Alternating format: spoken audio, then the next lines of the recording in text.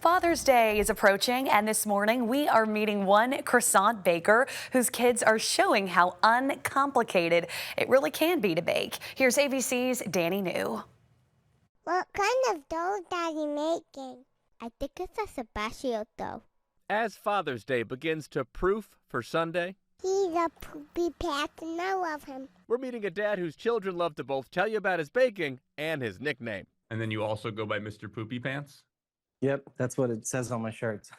Oh, fantastic. Nitch here owns a bakery in the Seattle area, and for the past 6 months, You're watching the day of the life of our daddy. Welcome to his bakery. these videos where his son and 2 daughters narrate their dad's kitchen routine have been picking up millions of views online. He may whip up a special croissant to celebrate the Seahawks, Daddy makes baklava, and I love my daddy's baklava.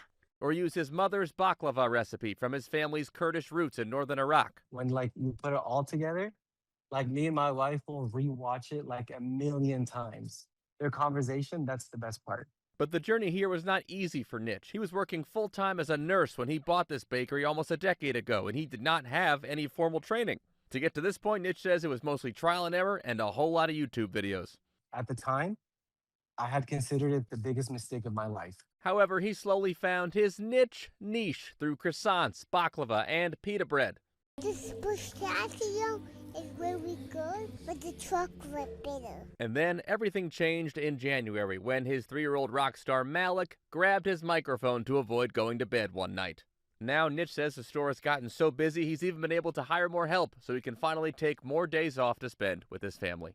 The bakery took so much away from me being with my kids, and now it's all about my kids. That's the biggest blessing that had came out of all of this, was that it brought me back to my family. We mentioned Malik, but I want to make sure we also shout out Aya, who is 6 years old, and then Mira, who just turned 10. Happy birthday, Mira. I'm sure her birthday cake was pretty decent. In New York, for ABC News, I'm Danny New.